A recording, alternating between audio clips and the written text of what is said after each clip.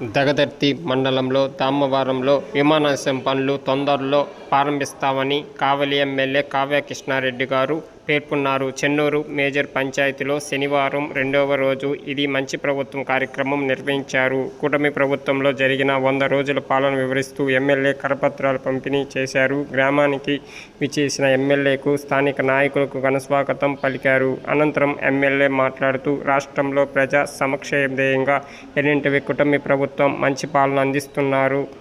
100 రోజులు ఎన్నింటివి పాలనలో సీఎం చంద్రబాబు నాయుడు అనేక సంక్షేమ పథకాలు అందచేసి ప్రజల చేత ఇది మంచి ప్రభుత్వం అని అనిపించుకుంటున్నారని, అవ్వాతాతల పింఛన్లు 4,000, వికలాంగుల పింఛన్లు 6,000 చేయడం అన్నారు. ఈ కార్యక్రమంలో ఎంపీడీఓ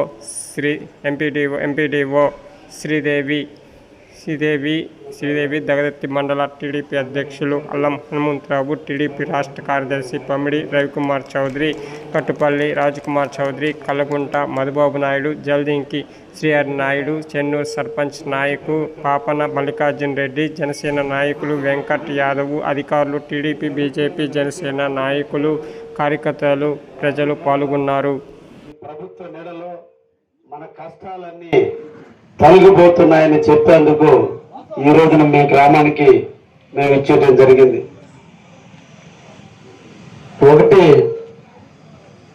రాజకీయాల్లో నేను మీ ప్రాంతానికి కొత్త అయినప్పటికీ, మీ ప్రాంతానికి నాకు ఎటువంటి అనుబంధం లేకపోయినప్పటికీ, ఒక్క పిలుపుతో మన నాయకుడైన చంద్రబాబు నాయుడు గారు నాకు టికెట్ ఇచ్చాడన్నటువంటి నమ్మకంతో జనసేన, బీజేపీ, తెలుగుదేశం నాయకులు అందరూ కూడా నన్ను హక్కును చేర్చుకున్నారు, నన్ను ఆదరించారు, మీ బిడ్డగా నన్ను ఆశీర్వదించారు.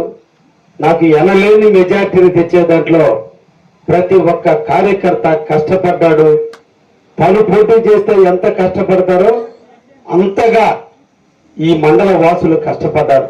ఆ కాంట్రాక్టుని మళ్ళా పిలిచి మీ పార్టీ నాకు అవసరం లేదు, ముందు నా ప్రజలకు రోడ్డు వేయాలని చెప్పి మొన్నటి రోజున మీ ఊరికి వచ్చి శంకుస్థాపన చేశాం.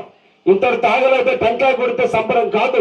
ఈ రోడ్డును అతి తొందరలోనే ఏపిచ్చి మీరు స్వేచ్ఛగా రోడ్డు మీద తిరిగేటట్టు చేస్తానని కూడా మీకు అందరూ కూడా తెలియజేస్తున్నా. ఈరోజు ఓసుగుండపాలెం దగ్గర నుంచి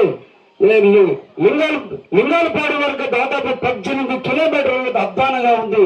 దాన్ని కూడా తొందరలోనే డిపిఆర్లు చేయడం కూడా జరిగింది. తొందరలోనే వర్కులు కూడా చేపించబోతున్నాను కూడా ఈ సందర్భంగా తెలియజేస్తున్నా. ఈ మండలంలో చాలా చెరువులు చాలా అన్యాక్రాంతం అయిపోయినాయి. ముఖ్యంగా మీ చెన్నూరు చెరువు చాలా మంది ఆక్రమణకు గురి చేస్తున్నారు. తప్పకుండా సర్వే చేపించి మీ చెరువులో ఎవరు ఆక్రమించినా ప్రతి ఒక్క ఎకరాన్ని మీ చెరువుకి మీ ప్రజలకు అందించడానికి కూడా బాధ్యత తీసుకుంటానని కూడా మీకు అందరికీ తెలుపుతున్నా. మనకి పాడి పంటలు అందించేది ఆ చెరువు, మనకి అన్నం పెట్టేది ఆ చెరువు. తల్లిలాగా చూసుకోవాల్సిన చెరువుని ఎవరు ఆక్రమించినా ఉపేక్షించే ప్రసక్తే లేదు. అవసరమైతే 2 పంటలు పండేటట్టుగా చెరువులో నీళ్లు ఉంచుకోవాలి. కాబట్టి ఎక్కడ చెరువులు అన్యాక్రాంతం కాకుండా చూసే బాధ్యత కూడా నేను తీసుకుంటానని సందర్భంగా మీకు తెలియజేస్తున్నా.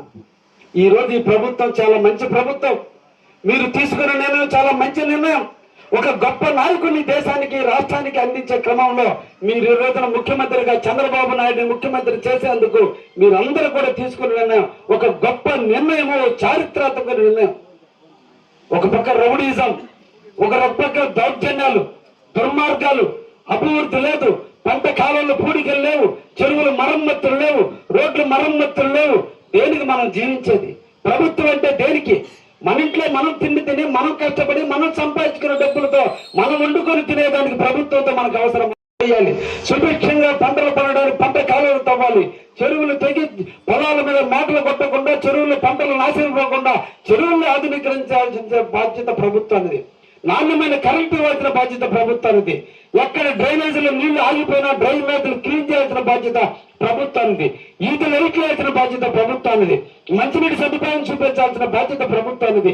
స్కూల్ బిల్డింగ్లు కట్టి పిల్లలు చదువుకోవడానికి మంచి నాణ్యమైన ఉపాధ్యాయులు పెట్టి ఒక మంచి కార్యక్రమాల కోసం మన శాసనసభ్యుడు రావటం, వచ్చిన తర్వాత ఆయనకి నిరంతరం ఒక అభివృద్ధి ఏ విధంగా చేయాలా, అభివృద్ధిని ఏ విధంగా కాంక్షించే వ్యక్తి మన కృష్ణారెడ్డి గారు. ఈరోజు చూస్తే అన్ని రోడ్లు కూడా కావలి నియోజకవర్గంలో మూలబడిపోయి ఉన్నాయి. ఈ రోజు తుమ్మలపేంట రోడ్డు కానీ అదేవిధంగా లక్ష్యాలతో చెడ్డ పనులు చేసిన దానికి వాళ్ళ చరిత్ర నిలబడిపోయిందని చెప్పి ఆ ప్రతాప్ రెడ్డికి అదేవిధంగా ఆయన అనుచరుడు సుకుమార్ రెడ్డికి దక్కిందని చెప్పి తెలియజేసుకోవచ్చు.